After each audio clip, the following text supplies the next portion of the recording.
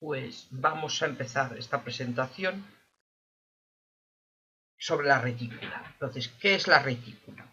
Podemos empezar definiendo la retícula como es con esta frase: la perfección se logra no cuando no hay nada más que agregar, sino cuando no hay nada más que quitar. Hay una tendencia en el diseño, sobre todo en el diseño editorial, que es a centrarnos en el funcionalismo, en lograr que la relación imagen-texto funcione perfectamente. Y bajo esta perspectiva y bajo esta premisa surge la retícula. Pero, primeramente me preguntaréis, vale, ¿y qué es una retícula? Bueno, aquí tenemos un ejemplo sacado de este trabajo de escribir, ¿vale? Más o menos de cómo yo interpreto la retícula que genera esta página, en este caso esta portada de este libro. Entonces podemos ver que tenemos los márgenes que están aquí, ¿vale? Después tendríamos la composición de las columnas que podemos interpretar por estos textos situados en tres columnas. Luego interpretamos que hay tres columnas de texto que se ajustan perfectamente a este cuadrado y a este texto, lo cual nos daría este espacio grande, ¿vale? Que es lo que llamamos la zona espacial, donde en nuestro caso estaría situada la ilustración principal, la ilustración dominante. Al mismo tiempo, yo interpreto que aquí hay una retícula modular, ¿vale? Los módulos serían esta cuadrícula, ¿vale? Estas estructuras generadas a partir de las líneas de flujo que se conforman mediante la división de las columnas en horizontal y en vertical, lo cual nos daría estos módulos, ¿vale? Esto es una estructura de retícula modular, que yo lo que interpreto que hay detrás de esta página, de esta portada. ¿Bien? Pero esto es una de las posibles retículas, posiblemente la más habitual actualmente en diseño gráfico, sobre todo por influencia de los movimientos de la nueva tipografía y del estilo internacional, pero me estoy adelantando y ya iremos viendo esto poco a poco. Bien, entonces, ¿cuándo podemos hablar de la retícula? Pues posiblemente desde el pasado, desde que aparece la escritura.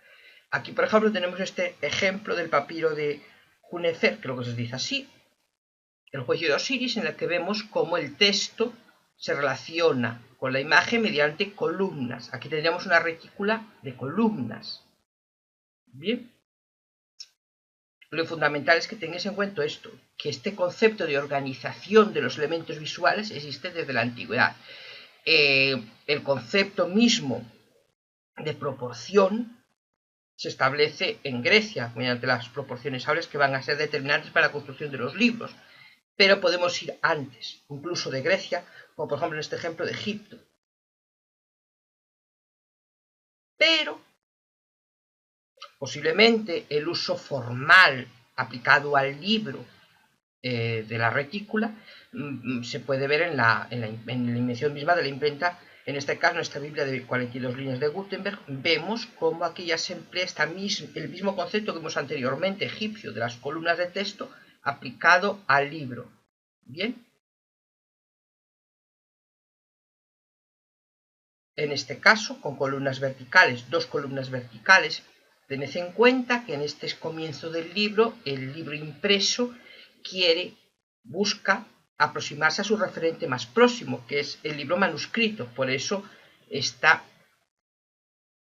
abundancia de elementos decorativos. Pero no obstante podemos ver que la propia necesidad de alinear y distribuir el texto para que se pueda imprimir de una forma directa y práctica nos lleva a que tenemos que alinear 42 líneas en dos columnas, con lo cual aquí estamos hablando de pura proporción y matemática. La retícula, no hay que olvidarlo, es una cuestión matemática, ¿vale? Que se va a establecer mediante el tamaño de la línea tipográfica, de la fuente tipográfica, el bloque de texto, la página y la proporción. Bien. Avanzando ya más en el tiempo, ¿vale? Veremos la influencia del arte, lógicamente de las vanguardias, y cómo esto va a influir en el diseño. Aquí lo vemos en estos ejemplos de la Bauhaus, el constructivismo y el racionalismo. En este caso, Mondrian sería un ejemplo en el arte plástico, ¿bien? Y cómo esto se puede aplicar al diseño, a las artes gráficas, en estas cartelerías y en estos ejemplos de páginas. Estos son casi todo cartelerías. Este estilo de cartelería, de organización mediante la retícula, es lo que va a originarse con Bauhaus y va a seguir desarrollándose mediante el estilo suizo, ¿vale? Después de la Segunda Guerra Mundial, el estilo tipográfico internacional, que aún va a enfatizar más la influencia del estilo suizo. De hecho, se busca, si en la Bauhaus se buscaba un nuevo mundo, el estilo internacional lo que busca es que es un estilo gráfico, visual, estético, que sirva para organizar la comunicación internacional. Bien, y este estilo, que empieza originándose en los libros, bien, va a ir desarrollando y va a ir evolucionando hacia el resto de las artes gráficas. Pero volvemos a insistir en la importancia que van a tener las vanguardias rusas, las vanguardias como Bauhaus, de Style, el constructivismo y el estilo racionalista aplicado al arte y al diseño. Bien. Y con la llegada del software, el diseño por ordenador, vemos que la retícula se tiene que volver más flexible, más preciso.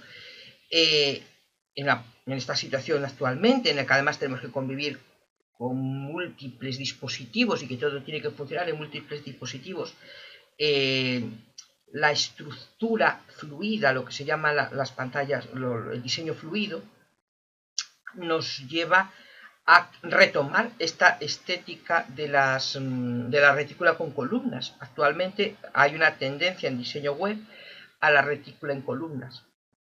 Como veis, una idea que no es actual, ni mucho menos.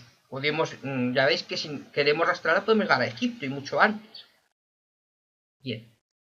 Entonces, tenemos que resumir en que la retícula proporciona una estructura fundamental, ¿vale? Pero hay que entender que esto no es algo rígido y que nos encorsete a la hora de crear. Tiene que haber flexibilidad y experimentación. Y vosotros os preguntaréis, ¿y existen entonces otras retículas? Ya hemos hablado de dos de las grandes retículas, pero sí, hay más retículas. En primer lugar tendríamos la retícula de manuscrito. ¿Veis? Aquí tenemos este ejemplo del libro infantil ilustrado, en la que recurren a esta retícula de manuscrito un gran cuadro de texto, que es el bloque de texto tradicional, y luego cómo la imagen va a ir complementando al texto de la forma que nosotros consideremos adecuado y oportuno. Bien. Otra posibilidad es nuestra querida retícula de columnas. Como veis, hay una cierta tendencia a trabajar con bloques de dos columnas, pero por ejemplo aquí veis cómo se rompe la columna, ¿vale? Aquí podríamos hablar de dos columnas. Pregunto, realmente tenemos que hablar de tres columnas, una columna estrecha y dos columnas anchas. ¿Veis? Luego los elementos los vamos a ir colocando adecuándonos a esta columna, a este juego de columnas. No siempre tiene por qué, resumidas cuentas, no siempre tiene por qué haber dos columnas, puede haber dos, tres o más columnas, ¿vale? La más habitual en diseño, por lo menos hasta la irrupción de las múltiples pantallas, fue la retícula modular, que es la que vimos al principio de todo. ¿Veis? La retícula a partir de módulos. Aquí, por ejemplo, podéis ver los módulos claramente, porque aquí mantenemos esta retícula constructiva y podemos intuir y entrever los módulos que componen el diseño. Es muy habitual recurrir a la hora de colocar texto e imágenes diversas a las retículas modulares porque son muy flexibles, sobre todo en página impresa. Y otra posibilidad es la retícula jerárquica, en la cual digamos que el orden se determina a partir de lo que queremos destacar. Entonces no tiene por qué haber un orden específico o una, ¿sabéis? Por ejemplo, aquí podemos intuir que se empezó con la retícula de 3 columnas y que posteriormente se fue situando otros elementos que queríamos dar mayor protagonismo y trayéndolos de frente. Entonces vamos trabajando como con capas y generando este juego de composición, imagen, texto e información y trayendo en primer plano lo que queremos que más se vea y llevando hacia el segundo plano cosas que consideramos menos importantes, de tal manera que conseguimos mayor profundidad en la página. Bien. Más cuestiones a tener en cuenta con este tema de la retícula.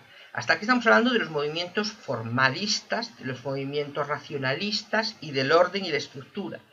Pero podéis intuir que estos no son los únicos movimientos. Vimos que el Dada, el surrealismo, el punk y otros movimientos han desencadenado en el mundo visual y plástico estéticas e ideas distintas. Por lo tanto, también podemos intuir que esto ha influido también a la retícula. ¿De qué manera? Bien, para saber todo esto, y así aprovecho, os remito al libro Diseñar con y sin retícula, de Timothy Samara, que es un clásico de la comprensión tipográfica, que tiene una gran parte de explicación conceptual del trabajo sin la retícula, por si tenéis interés y queréis indagar en esto.